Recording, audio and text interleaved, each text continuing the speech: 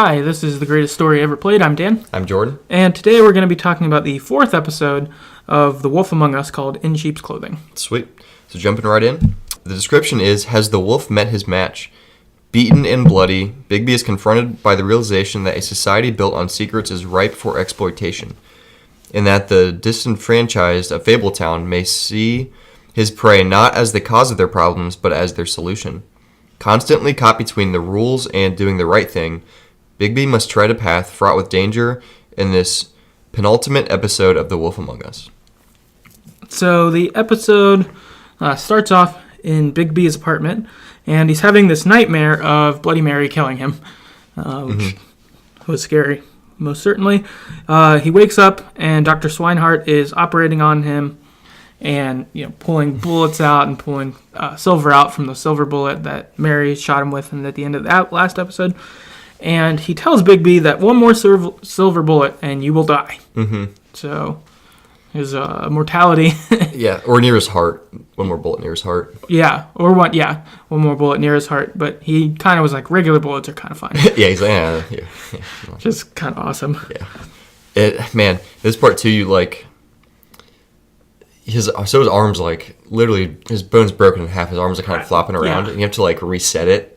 Which, leave it to Telltale to make you do something terrible like that. Like, every Walking Dead game, you have to, sew something up, or... there's a couple of other things. I think something with a dog. Yeah, sew something up, or kill a dog, or reset a nasty broken arm that's, flopping around. Yeah. I couldn't do it. I mean, I had to, but... Yeah. It sucked. Yeah, that was gross. I forgot about this. Yeah. And so, same thing. I was like, damn it, Telltale. Stop it. For being... the games they are that look like this and they still gross you out quite a lot, more than other games I play that look nicer. Yeah, for sure. They make you just look at it and do it, interact with it, and you're like, ugh. Yeah, I think I looked up to see the buttons I needed to push, and then I just looked away because it grossed me out. Yeah, that's fair. It was pretty foul. Yeah. Well done, though. No, it was definitely effective. I felt the pain of Bigby. Too. I was like, maybe I shouldn't get in these fights. Yeah, we should stop being a sheriff. Right. Sorry, guys. And also during this, you've got Colin, one of the three pigs, and Snow kind of bickering with each other / with Dr. Swinehart on Bigby's tough. He can take it from Colin's perspective. Or Snow, Bigby, you should really slow down and maybe not be so dangerous. And it's yeah. I'm the sheriff. What do you want from me? Yeah, I don't know what else. No one seems to understand. What else could we have done in this situation? Yeah. Not get shot? Yeah, ideally. Yeah. I felt like people, that no one seemed to be understanding what it's like to be the sheriff of Fabletown. Yeah. That much. Yeah, or the fact that we got shot in our back. We were gracious to the Tweedledees and Tweedledums or whatever. Didn't kill the one of them. I did. Oh. I didn't kill him. Maybe I should. Whatever. We didn't kill both of them, regardless. And then we got shot in the back by a silver bullet. Not our fault. Right. Well, yeah. Okay, maybe you deserve to get shot. I didn't get I probably deserved it because I killed a Tweedle. I did not. And, so this is kind of all going on. Ultimately, Snow says that we need to start doing things by the book. We've got to start following Fabletown laws, Which crime's happening everywhere, so we gotta just Scrooge was bad. Let's just start over. We're gonna do things by the book. So for my playthrough, it's what have I not done by? I've done everything pretty okay, except when I'm forced to. I mean, when people are shooting with shotguns, what's by the book there? Let them shoot me and ask them to stop. Please stop shooting me with shotguns. Right. I don't know what Snow wants. Yeah. I was kind of irritated. Yeah, I was a little bit too. I think she was getting caught up with her idealism. Yeah. Of Fabletown and what Fabletown's actually like. Yeah, which makes sense because she's in charge now, and I guess if I'd killed one of the Tweedledees or whatever too, in hindsight, I wouldn't have cared if I did do that, but I could see that's definitely not by the book. No, yeah, she was unhappy about that, and I felt a little bad about it. That's fair. But also, I felt there was some wrong place or wrong time thing, which gives us our kind of first decision, which she says that we need to send Colin to the farm because he doesn't have a clamor. And, all non-glamored fables need to be back at the farm. That's kind of the rule. Colin says, I can't work. I'm a pig. Yeah. What do you want from me? I can't afford glamours.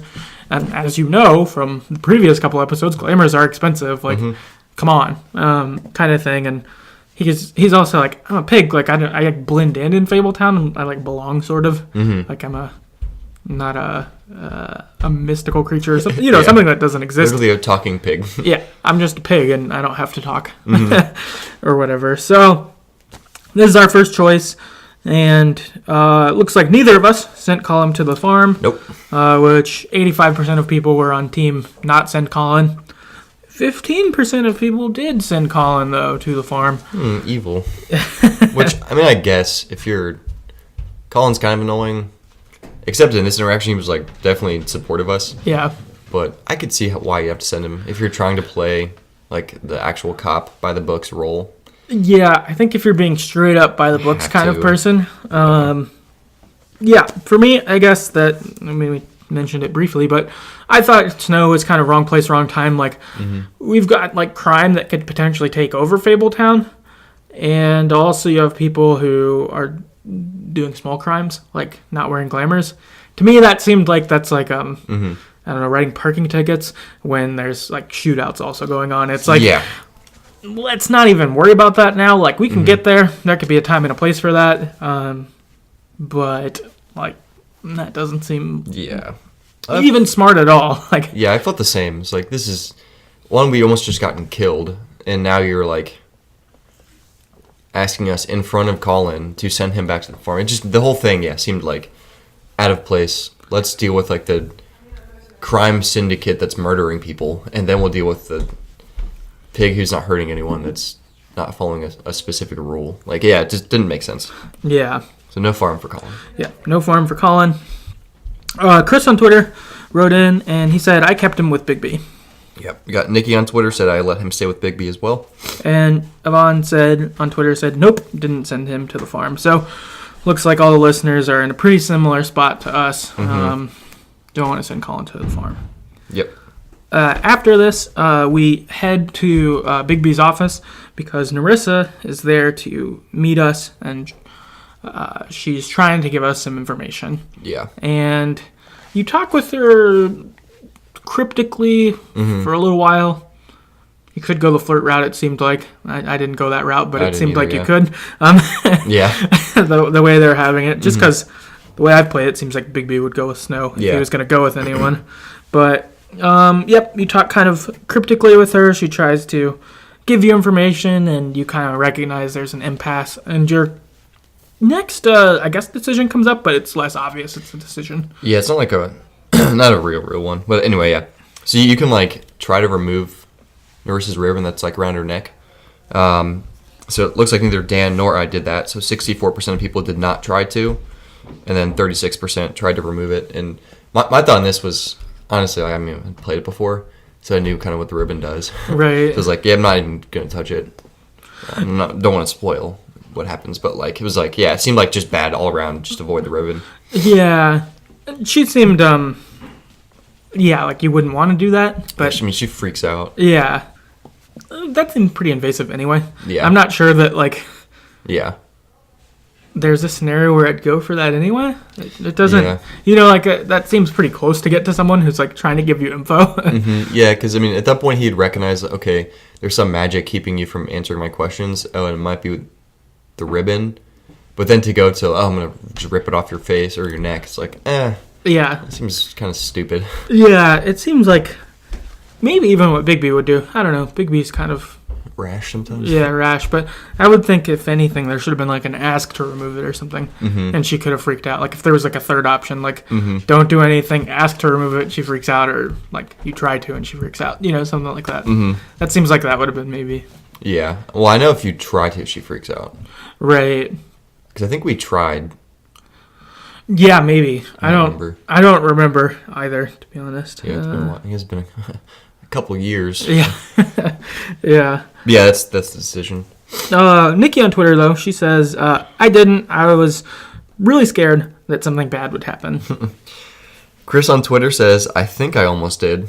So maybe that's like the intermediate decision. Like, Yeah. you like talk about the ribbon, and maybe that's kind of the medium. Like, I'm not really trying to remove it, but like let's touch it.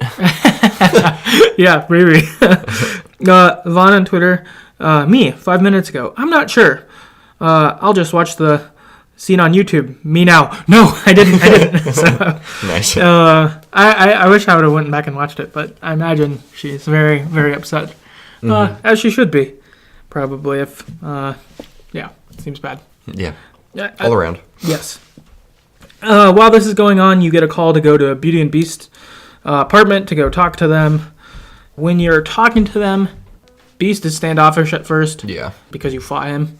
And for me, I sucker punched him too. Did you sucker punch him? No, Okay. He was a little more mad at me. I let him get the. Well, I don't know. He was still like, did not like me. He still felt like he thought we were cheating on, or like sleeping with Beast or Beauty with Beauty or something. It seemed kind of weird. Like, I guess you're kind of pissed at us, even though you started the fight. Yeah. I don't really understand why. Like, we're just doing our job. Yeah, I guess it needs to be about the fight, because if he thinks it's something with Beauty, it doesn't make any sense, because, like, remember when you were at that murder scene? Yeah, like, you saw what we found, like, you and idiot. then he helped. Yeah, and he helped, right. Yeah. So, if it's not about the fight, then I think the writers might have fucked up a little bit. Yeah, which it probably is about the fight, or Yeah. he seems at least, which we kind of learn a little bit more, just prideful, like, Right. used to a certain lifestyle, and that like, now Bigby's trying to interfere, and Yeah. they're like in a bad spot. Yeah, they were a little annoying as you talked to them. You were like, I kind of don't want to help either of you, like, because they're complaining about how we're used to being like rich and in castles, and like now we're not. We need money. Now we're not. So we have all these like nice things in our house, but like we need money to make it work, and like, oh, so sorry. Yeah, it seemed it felt a little annoying. Yeah. With that.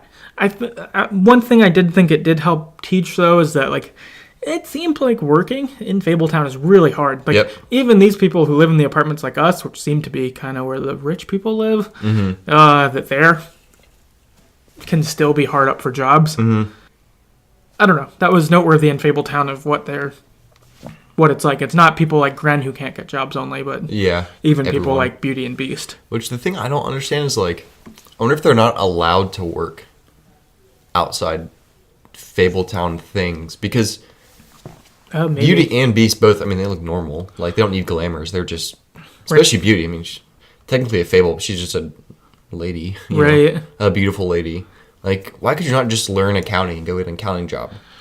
'Cause they've been alive for, Beast mentions in this interaction that they've been married for centuries. It's like, that's enough time to develop some kind of skill to go get employment if you're allowed to do so. You know what I mean? That's in how much they're allowed to work normal jobs, like regular people jobs, or if it's only Fabletown jobs. But it just seems like it might be, because as far as we've seen, no one has a job outside of that.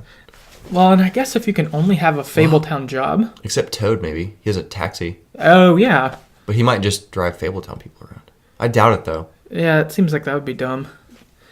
I feel like they'd have to work outside of, because if you can only work inside Fabletown as a Fable, then Fabletown's fucking up if they can't provide enough jobs for the people who can only work in their town. Like, which I guess Scrooge would do that. Like, he would have messed Fabletown up and blown it real bad there, but yeah, I feel like they must be able to work regular jobs. Yeah, Beauty and Beast should probably have. Yeah, like why isn't she a hotel secretary at not the prostitute hotel? Yeah, seriously, or whatever. That's your only option? I don't believe that. Yeah, I guess unless it is the Fabletown thing, like maybe they don't have social security cards and stuff. Like they didn't get that from the Mundies. Yeah, So maybe that's it. It's maybe. You don't have those documents, so then maybe there's like a way you need to get them, but they can make magic things. You think they've just? I don't know. There's just like a breakdown. There's some issues. I don't want to think too much into it, but no. Well, and I bet with like the comic, I bet they actually have good explanations for this stuff. We just don't know them because we haven't read it. But which I wouldn't care that much if they spent time on that. It doesn't really add much. It's more of just like No, you guys should have money because you have lots of time to get money. It'd be kind of nice if there was even like just like a little thing you'd read, like an appendix or something. Yeah, something like that. They're they have like a fable appendix where you like discover a new fable, but it doesn't really give you Right. details on like how they interact with Mundies and stuff. Yeah, it just tells you like their story a little bit. Yeah, Which just interesting. Yeah, which is cool. I like that. Super helpful because there's certain things like the Jersey Devil or Grin. We're like, what the hell are you? Right. Yeah, definitely. Yeah. So, yeah, ultimately, you find out, though, that they each work for Crooked Man, and seemingly didn't know the other one worked for Crooked Man, so Yeah. kind of a funny, like, oh, we both have jobs we didn't tell our spouse about. Yeah, they both suck. Yeah, both suck. We find out that,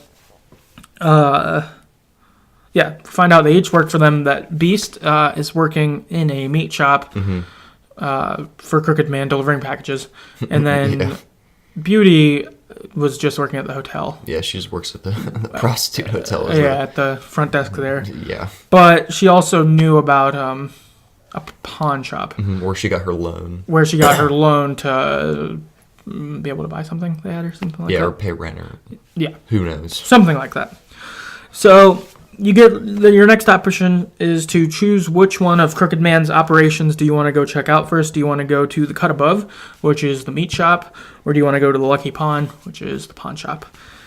And I went to the Cut Above, to the meat shop. 63% of people chose to do this. And then it looks like you went to the Lucky Pawn, which 37% of people did that. Yeah, so I guess my rationale on that, like I didn't have anything super strong to go on. It was more of just that seemed more straightforward because that's where the money is almost going through, like the loans are going through that. That's Crooked. Yeah. I mean, yes, Crooked Man owns both of these places technically. It seems like he was in more direct control over the pawn shop. Okay. And he has like a known associate of they call him Jersey, that works there that like seems like we get good information from him. So it's kind of like, go there first. Okay. Yeah. That makes sense. I mean, I could gone either way. I kind of just randomly chose that one. Yeah. Yeah. I think I just went for Cut Above because I was thinking that that's a direct place Beast works where, like, I don't know, maybe there'd be something more there on that trail or something. Yeah. That was kind of my Yeah, thought. also Bloody Mary was supposedly there a fair amount. Yeah, he said he'd seen her there. Which it'd be cool if we could kill her too. Right. Getting rid of her would be clutch. Yeah. That'd be big. Remove most of the danger. Right, yeah, because she seems to be the only the one. Tweedles aren't much of a danger. Shoots shotguns, whatever. Yeah. Well, in your game especially, there's only one of them. Yeah, Tweedle. Yeah. Yeah. So, Nikki on Twitter, she went to the butcher shop. And then it looks like Yvonne on Twitter went to the Lucky Pawn. So, it seems like people pretty split as the game is and for ourselves. So, I guess I'll start with the butcher shop since that's where I went. But we get there and Johan's there. We find out that the butcher, the baker, and the candlestick maker all live in the area, which is funny. Yeah. Johan's the butcher, and Beast gives us some info kind of on the shop, and it's like, oh, I've noticed they don't have like this certain cut of steak or something like that. Like, what kind of butcher shop is that? Stuff like that, and says he never sees anyone in there. And we walk in, and it looks like no one goes there. Yeah. Like, the meat looks like crap. Yeah, the meat looks bad. The cooler where pop is and stuff, there's only like a few. Yeah. It's super empty. It's like that. It's weird. Johan stalls for us a bit. He's trying to act like nothing's going on. Like, I don't know, I'm just a regular butcher shop. Yeah, like you're the worst butcher ever. If that's true. Yeah. Yeah. Sucks. Yeah. His lies aren't hitting. We don't believe him. Ultimately, he hits a button and runs in the back, and we follow him. And you get this part where you're walking through like a hanger of meat that's flying around, and that creepy. Yeah, a little bit creepy. I was kind of afraid that like Bloody Mary or someone would launch out an attack. Me too. So that was pretty cool. Ultimately, you end up finding this back office that's behind another like metal door thing that like goes a up. Garage door type thing. Right. Yeah. It's back there, and you end up finding a lab of sorts that's got a bunch of different ingredients in it, and potions and equations or whatever, how to make the... Yeah, it's like where they make the glamours. Right. Ultimately where they make the glamours. When you got there, were the equations still on the board? They were. So... They were not when I was there. Yeah. They were there, and they had different people attached to them, too. as to who's buying what glamours. Oh. And so you ended up getting this list of, I don't know, 15 people or something who are buying glamours from Crooked Man. Oh. Like, I think Auntie Greenleaf was on there, and Yeah. some of the other people. But, yeah, it was like, okay, Fabletown's all getting glamours from him. That's bad. Yeah, so we see that, and no one was there, but it was clear that whoever was there had left when he triggered the alarm. Yeah. That's how it was with my game, too. Yeah, so made it out. Butcher shop. After this, or talking to Johan, too, he tried to act like he was basically a victim. Yeah. And I wasn't too hard on him, but I wasn't nice to him either. Yeah, it was very similar. And I just took it pretty neutral. I was like, you probably are getting extorted, but you also caused me some problems, so I'm not gonna give you a slap on the wrist either. Yeah, it's also annoying. So in my game, he was like, "Where were you when this was happening?" It's like, "Where the hell were you when this was happening? Why didn't you come tell me?" Right. Like, how am I supposed to just read your mind? Right. Some of that was frustrating. It's like, yeah, you're a victim for sure, but it seems like you just kind of rolled over. Yeah. So that's on you, guy. Yeah. Then we head to the pawn shop, and when I get in, Jersey Devil and Woodsman are arguing. Mm-hmm. They're going back and forth. Woodsman says, "Where's my axe?" Because evidently Tweedles or Bloody Mary, someone had stolen it from him. Yeah. And they start arguing. Ultimately, a fight breaks out between them and you and Jersey Devil. This is pretty good. You get some good hits in. Hell yeah. Ultimately, Woodsman grabs his axe, he finds it, and he comes in towards both of you, and you're not quite sure who he's going to get. Yeah. But then he takes down Jersey Devil. Then you've got this spot where Jersey Devil's on the ground with Woodsman's axe above him. Yeah, right over his neck. He's about to kill him. Right, and then we ask him some questions and hit him a little bit, and then ultimately leave after getting information. The key piece of information we get is we find out that Crooked Man's door to his house moved, and from location to location. Oh, real quick too. Also, we get the piece of the mirror from Johan's barbershop. It's in Crane's coat, which he was there apparently. That's how I get it in my game. Weird. How do you get in yours? It's at the pawn shop. Oh, fuck, really? Yeah. Oh, never mind. Yeah, that's weird. I guess that maybe that's... So you have to go to both. Yeah, that makes sense, actually. So I guess that the mirror's wherever he goes second, no matter what. But maybe your information's different. Because don't you see Jack? Yeah, Jack's working there. So if in my playthrough, Okay. I went there first, the pawn shop first, and Jack's there, and you can question him. He doesn't give you a whole lot. Okay. But you see that the axe was there, and Jack lies about it the whole time. You hear more about how the Crooked Man gives loans to lots of different people. Okay. You kind of get information about that. And then I forget, you find some other stuff out too, but it's mainly those things. And then the Jersey Devil comes in with Woodsman. They're arguing when they get there, and then you can interact with him a little bit beforehand. Okay. So when I walk in, Jack sneaks out and is nervous. Okay. Which I feel like you should be, because I'm like, I don't like you.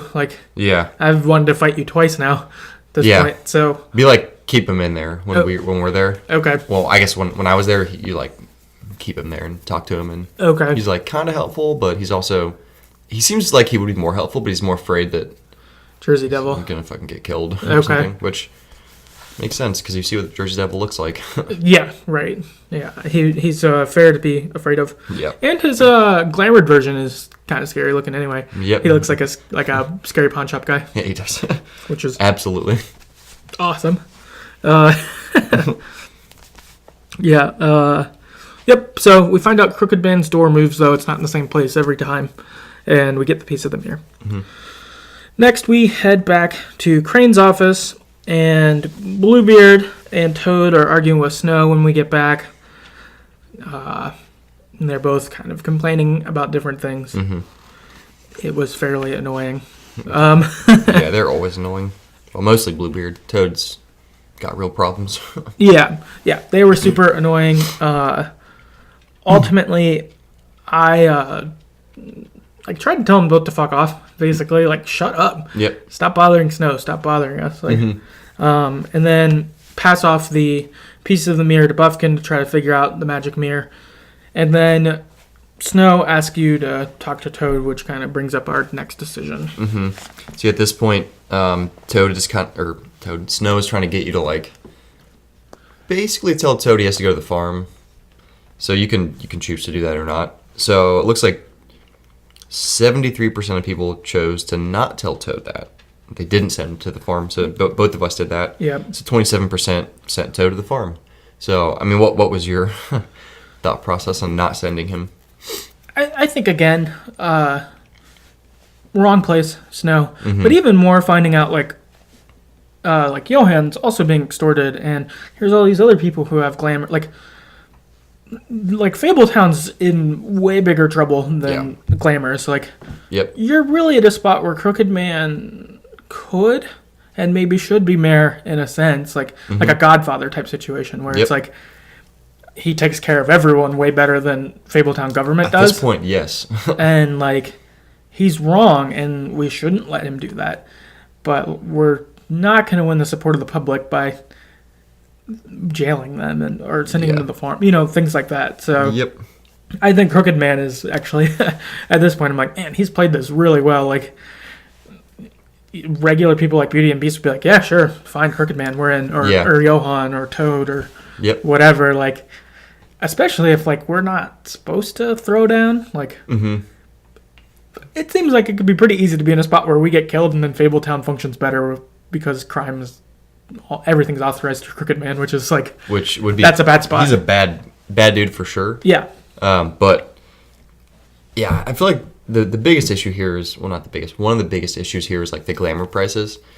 Probably too high. Like if a dude like Toad or like Colin's screwed because he's a pig. Right. But now he's so poor he can't get glamours to not be a pig, to like get a job to get glamour so he's not a pig. It's just kind of like at some point you just have to subsidize them, kind of.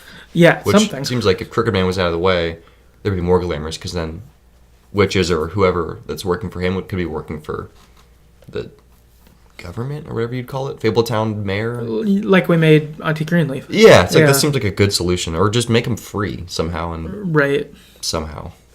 I don't know. There's lots of issues. Yeah, it seems like something with that. So yeah, I didn't want to do that. Yeah, I feel similarly. Just couldn't do it. On YouTube, I did watch though when you send them to the farm. Oh. And it's sad. I bet. It's like a huge bummer. Like, this is so fucking rough. The person who did it, the playthrough that I watched, they did like all the meanest options you could. Oh god. So there's this like truck that horsefly, like the janitor kid. Oh yeah. What was his name? Flycatcher. There we go. Horsefly. Flycatcher. Flycatcher has a truck, and he's going to take them to the farm.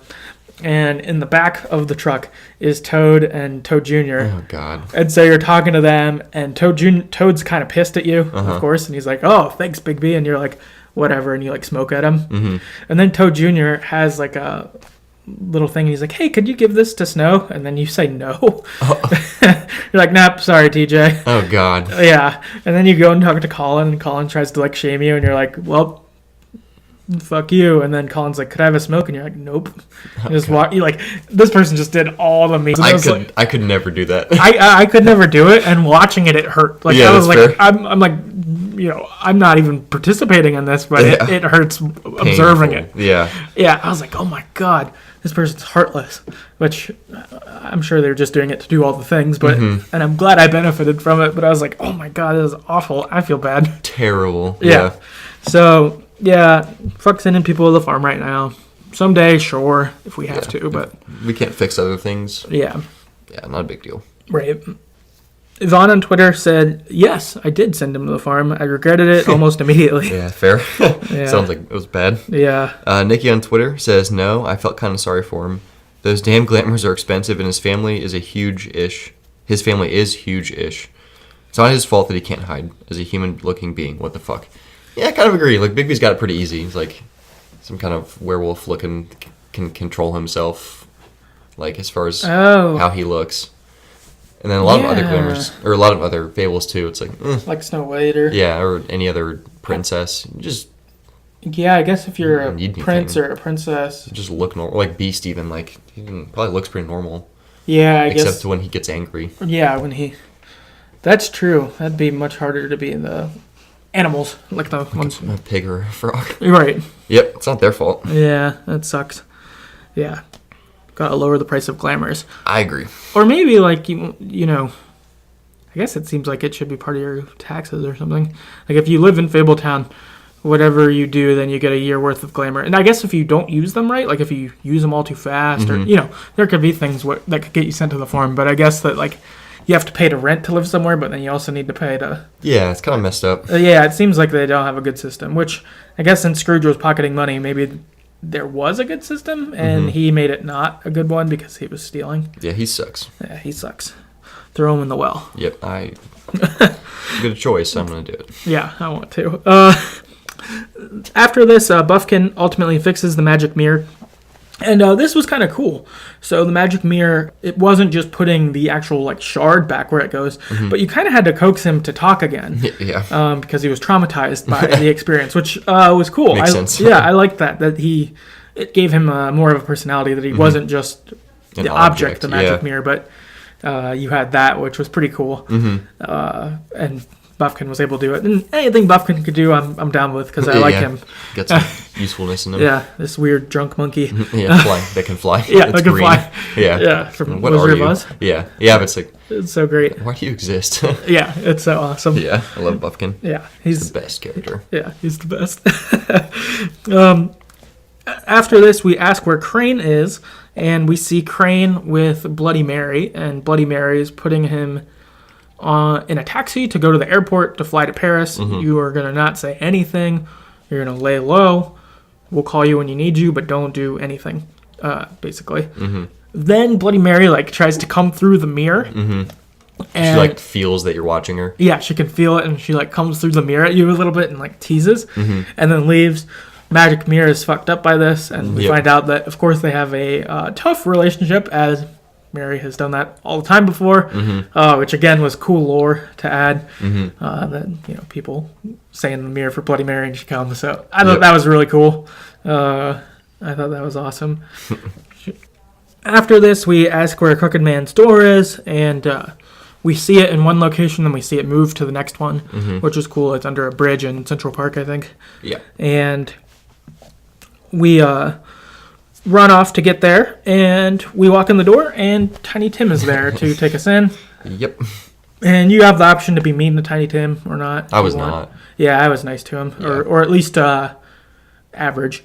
Like, because he was like, oh, Mr. Crooked's like a good man, or blah, blah, blah. Yeah. I was kind of like, I don't know if you know what you got yourself into, but, like, I didn't walk too fast to make Tiny Tim look bad. Yeah, like, I did all the things to not make it look bad, because, again, what the whole theme of this game has been for us is that, like, there's all these fables who've been shit on by Fabletown. Crooked Man's coming in and giving them something different. And perhaps we've treated them like shit before, but I'm trying not to now, at least. Yeah, because we gotta fix the system. Yeah, gotta fix it. Crooked Man is not the answer. Right. So, got that. We walk in, D, and Dumb if he wasn't dead. Yeah, in my game, Dumb is there. Dumb was there. Jersey Devil, Georgie, and Vivian from Georgie's club are all there with the Crooked Man. And they're all pissed. They're all pissed. Except Vivian, probably. They all kind of give you like a look. Yeah, they're like, I've fucked up all of you. Yeah. Then you get your chance on how you want to respond to the Crooked Man. So in this one, you get a couple options. You can try to arrest him. You can, which 10% of people did. You can agree to talk with him first. 42% of people did that. You can just light a cigarette. 41% of people did this. Or you can threaten him. 7% of people did this. And it looks like we both agreed to talk with him first, which 42% of people did, so in the majority. Yeah. I kind of wish I would just lit a cigarette, though, in hindsight. I thought about it. Those were my two, I was thinking. Yeah. I was glad he still smoked when he agreed to talk. Yeah, he still does that. Yeah, he just didn't go full Clint Eastwood. Yeah, like just smoking. Like, ignored him for a second, just lit something up. I'm like, all right, let's get on business. Yeah. I was like, I like that he's like, all right, and he still pulled it out and did it. Yeah. He definitely makes smoking look cool. For sure. Oh, yeah, it does. And this is the end of the episode, though. Is you sit down, so next Wolf Among Us episode, we're going to get the Crooked Man meeting and resolving the story, which is cool. Last chapter. Yeah, last chapter. Yeah. So that was pretty cool. Nikki on Twitter, she wrote in and she said, lit a cigarette. Yeah, that's so cool. Chris on Twitter says, I talked. And then Yvonne on Twitter said, smoked. Coolest thing Bigby could do. And yeah, I agree. Super cool. Yeah. It's awesome. Bigby. Yeah, it's awesome. I feel like just his like physical presence, he's just been such a badass. Just walk up smoking. It looks Dude cool. has like his arm is literally broken in half and he just got wrapped up with some tape and just like already totally back to normal. No, right. Like I'm gonna fight all of you. Yeah, Like, and win. yeah. Hands down. Yeah, this is so awesome. Yeah, so that's kind of the episode. I guess a general comment I wanted to make that I thought in playing this is I really, really liked playing it. I hadn't played, we hadn't played Wolf Among Us for a little bit, and I'd been playing kind of other games in the meantime that were more open worldy and stuff like that, and you could do more, and so I was just pretty into that mode, and I was like, all right, like, cool, Wolf Among Us, like, I'm in, like, I know I like the game, but I think I lost a little connection. Then I started playing and I was like, oh my god, this game's fucking good. Like, it just brought me right back in, because I think I'd, having some time off and playing other games, I think I'd kind of lost some of that, and I was like, no, this game is sick. It's so good. Yeah, it is super unique, and like the story is so deep and the characters are so good, and like Bigby's, it's really cool. They make him like almost invincible, but then he's not. So it's like, yeah, I love this game. I really hope they make a second one if it works out for who bought Telltale? Well, Skybound only got Walking Dead. Oh, okay, well, hopefully someone picks up. Yeah, so no one has Wolf Among Us at this point. Hopefully someone picks that up. That'd be freaking sick. I know. I really want Wolf Among Us too. Like, yeah, it's such a good game. Yeah, probably one of the best games I've played. Which is crazy. Yeah, I feel like I'm being reminded of that in this. Like, just going through, like, this game is really good. Yeah, like, so captivating. Yeah, really good, and like how these games want you to have the tough moral choices and stuff. This one's landing pretty well. Yep. I think, because you can, be a hard ass, fuck everything up. You can kind of toe the line that we're trying to in between, or you could probably be like a pushover. It'd be sort of weird, but you can. Wouldn't. It doesn't fit with him as much, but it seems like you can kind of bend the law. I guess maybe you bend the law all the time. Because I guess that would be the two bends. You bend the law all the time for whatever reason you want, or for your own purposes, like stealing the money all the times. Like, I never stole it any of the times, but you could. Or you could be a hard ass and you just like beat people up and like beat people up. You're out of the law for the law, as opposed to for yourself, I guess. Whereas we're kind of more try to keep the law within it. That seems like how we've played a lot. But yeah, I agree. Yeah, so I don't know, pretty fun. We got an email from Chris about our last episode on Wolf Among Us, and he gave some more info on the fables, which was interesting. So he says, hey guys, so I've got an explanation to the mortality of fables that you were wondering about. Yes, all fables can die, but the more popular ones can actually resurrect. Like if Snow White died because of her popularity amongst mortals, she'd come back really quick. Minor spoiler, but there was actually a story arc in the books where a minor fable sacrificed themselves to save everyone, and they never came back. It was very sad. So then I asked about the mortality. So basically, if you're known by mortals, then are you not able to die because you're kind of... You can resurrect it. Yeah, because of being famous, essentially. Yeah. So he said, yes, the mortals still don't know the fables exist, but like I said, the more popular they are, the more powerful, or something like that. It's been a while since I read. The series is really good. If you can get your hands on it, it gives you some interesting background that you don't get from the game. Like, not only is Bigby the wolf from Little Red Riding Hood, but also the wolf from the Three Little Pigs. That's interesting. Which, I guess we actually knew that, because we know that Colin... with Blue's house done. Yeah, and we also know that Woodsman cut Bigby open. So he was the guy from Little Riding Hood. So we knew that, I guess. Yeah, and then also says, and Prince Charming has been married to Snow White, Cinderella, and Sleeping Beauty. Oh, wow. So... Freaking not monogamous at all there. Yeah. So that is kind of interesting that you've got a lot of backstory for all of these, especially since a lot of them seem to jump story to story. Yeah. That's pretty, interesting idea. Man, I might have to pick some of those up, read them. Yeah, I feel like I want to. Like, especially once we finish the last episode. Like, since Wolf Among Us 2 is probably dead, I might have to just enjoy Bigby through the comics. Yeah, unfortunately. Yeah, which is a bummer. Sad. Yeah. Wonder if he's the main character in all of them. I don't know. That's a good question. I would think he would be, but I'm not sure. Yeah. Yeah. So, I guess that's the episode. If you have comments or other thoughts on this game, please write in at TheGreatestStoryEverPlayed at Gmail. Find us on Twitter at StoryEverPod.